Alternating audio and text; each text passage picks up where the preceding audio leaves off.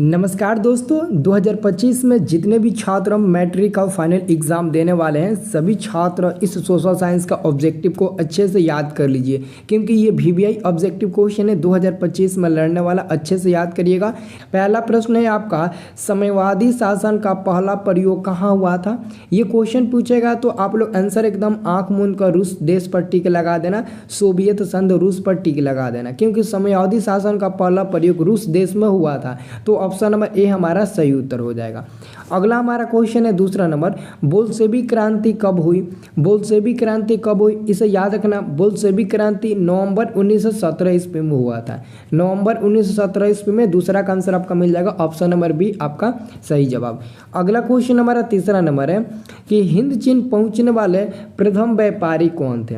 हिंद चीन पहुंचने वाले प्रथम व्यापारी पुर्तगाली थे। इसका आंसर हो जाएगा सी नंबर। तीसरा का आंसर हो जाएगा आपका सी नंबर। दोस्तों अगला क्वेश्चन है, औद्योगिक क्रांति की शुरुआत कहाँ से हुई थी। औद्योगिक क्रांति की शुरुआत सबसे पहले इंग्लैंड देश से हुई थी। ऑप्शन नंबर हमारा चौथा का बी नंबर सही उत्तर मिल जाएगा। दोस्तों अगर आप लोग चाहते हो कि सर जी सभी सब्जेक्ट का वीवीआई ऑब्जेक्टिव बता दीजिए, केवल वीवीआई परीक्षा में लड़ने वाला, तो मैं आप लोगों को ज़रूर बता दूंगा। तो कमेंट बॉक्स में ज़रूर बताना और सब लोग चैनल को सब्सक्राइब कर लीजिए, क्योंकि आपको मैं सिर्फ वीवीआई बताऊंगा एग्जाम में जो 100% लड़ जाए, ठीक है ना। तो सबको चैनल को सब्सक्राइब करके रखिएगा। अगला हमारा क्वेश्चन है, गिरमिटिया किससे कहते हैं। गिरमिटिया किससे कहते हैं, तो गिरमिटिया मजदूर मतलब तो अबंधित मजदूर को गिरमिटिया मजदूर के नाम से भी जाना जाता है। और अबंधुक मजदूर किसे कहते हैं, एग्जाम में 2 नंबर के लिए भी क्वेश्चन पूछा जा चुका है। अगला क्वेश्चन है आपका, विश्वव्यापी आर्थिक संकट किस देश में आरंभ हुआ। तो ये आरंभ हुआ अमेरिका देश में। इसकी शुरुआत 1829 ईस्वी में हुई थी। सबसे ज़्यादा प्रभाव दोस्तों आर्थिक संकट का ना इसी देश अमेरिका पर पड़ा था, ठीक है, याद रखना। अगला क्वेश्चन है, गुटेनबर्ग का जन्म किस देश में हुआ था। गुटेनबर्ग का जन्म जर्मनी देश में हुआ था। किस देश में हुआ था, जर्मनी देश में हुआ था। आंसर आपका डी नंबर सही जवाब होगा। अगला आपका क्वेश्चन है 8 नंबर, फूट डालो और राज करो की नीति किसने अपनाई। फूट डालो राज करो की नीति अंग्रेजों ने अपनाई थी, क्योंकि अंग्रेज के समय में अंग्रेज कहते थे कि भारतीय या फिर किसी को जिसको वो गुलाम बनाना चाहते थे ना, उसको डायरेक्ट कह देते थे कि मार डालो और गुलाम बनाकर वहाँ पर राज करो, ठीक है ना। तो ये उन लोगों का नीति था, फूट डालो और राज करो। अगला प्रश्न है 9 नंबर, भारतीय राष्ट्रीय कांग्रेस के प्रथम अध्यक्ष कौन थे। तो भारतीय राष्ट्रीय कांग्रेस के प्रथम अध्यक्ष थे भूमेश चंद्र बनर्जी। ऑप्शन नंबर हमारा बी नंबर बिल्कुल सही जवाब हो जाएगा।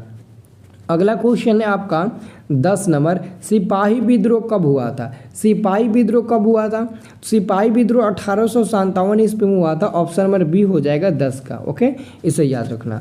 अगला क्वेश्चन है, वियना कांग्रेस कब हुआ था।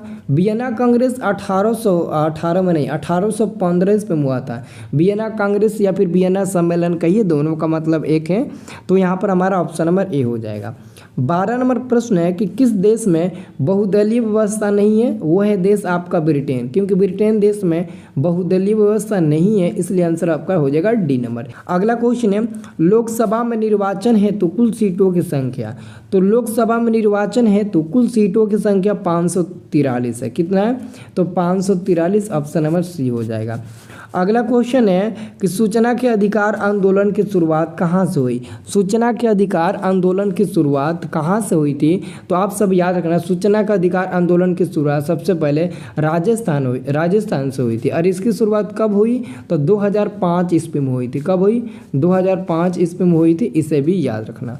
अगला क्वेश्चन है, भारत में लोकतंत्र की सफलता में क्या बाधा है। तो हमारा भारत देश में लोकतंत्र की सफलता में सबसे ज़्यादा बाधा है, तो ऑप्शन नंबर डी सभी है, क्योंकि भारत में लोकतंत्र में अशिक्षा, गरीबी, बेरोजगारी, क्योंकि लोग अशिक्षा यानी कि लोग पढ़े लिखे नहीं होते हैं ना, तभी वो किसी को भी वोट दे देते हैं। और गरीबी के कारण कोई पैसा दे देता है तभी लोग उनको वोट दे देते हैं। और बेरोजगारी के समय कोई रोजगार दे देता है तभी उनको वोट दे देते हैं। मतलब कि एक तरफ से ए बी सी तीनों ये हमारा लोकतंत्र की सफलता में बाधा डालता है, ठीक है ना। आंसर डी नंबर होगा।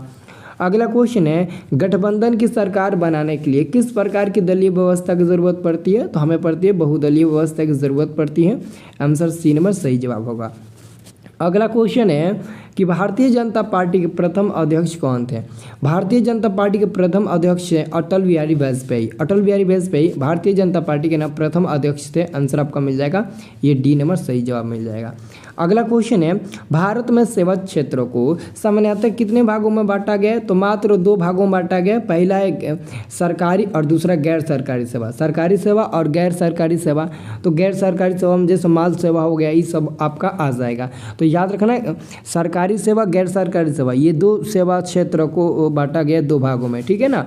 अगला क्वेश्चन है बिहार में किसकी प्रधानता है। तो हमारे बिहार में तो कृषि प्रधानता है, क्योंकि बिहार में 80% बिहार की जनसंख्या ना कृषि कार्य में लगी हुई है, इसलिए बिहार एक कृषि प्रधान राज्य है, इसलिए कृषि की प्रधानता है। अगला क्वेश्चन हमारा है 20 नंबर प्रश्न है कि बिहार के किस जिले की प्रति व्यक्ति आय सर्वाधिक है। अगर बिहार में जिला का बात कहा जाए कि किस जिले का प्रति व्यक्ति सबसे ज़्यादा है, तो पटना जिला का प्रति व्यक्ति आय सबसे ज़्यादा है। और सबसे कम अगर बोला जाए ना तो शिवहर जिला का प्रति व्यक्ति आय सबसे कम है। ऑप्शन नंबर सी होगा कब, जब कहेगा सबसे कम प्रति व्यक्ति आय किस जिले के है बिहार में। अगला क्वेश्चन आपका है 21 नंबर, यदि मुद्रा हमारी अर्थव्यवस्था का हृदय नहीं तो रक्त प्रवाह अवश्य है, यह कथन किसका है। तो ट्रस्कार्ट का है। ऑप्शन नंबर आपका डी नंबर सही जवाब हो जाएगा। तो दोस्तों ये जितना भी प्रश्न बताना ये 100% VBI प्रश्न है। ये क्या है तो 100% VBI प्रश्न है, इसको याद कर जाना, ठीक है ना। और उम्मीद करते हैं कि याद भी हो गया होगा आप लोगों को।